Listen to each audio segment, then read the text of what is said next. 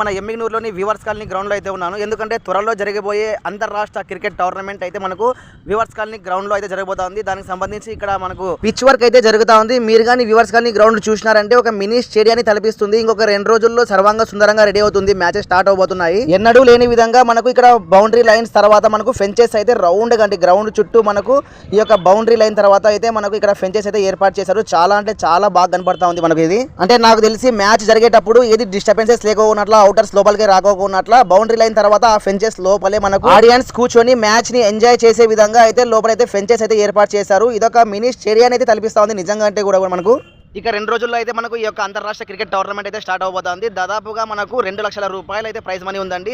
So Shri Neelakanteshwara జాతర సందర్భంగా ఈ యొక్క అంతర్రాష్ట్ర క్రికెట్ టోర్నమెంట్ ప్రతి సంవత్సరం జరుగుతుంది. ఇప్పుడు వచ్చేసి మనకు మన ఎమ్మిగనూరు ఎమ్మెల్యే శ్రీ జయనాగేశ్వర రెడ్డి గారి ఆధ్వర్యంలో ఈ యొక్క అంతర్రాష్ట్ర క్రికెట్ టోర్నమెంట్ అయితే మన ఎమ్మిగనూరులో అయితే జరగబోతోంది.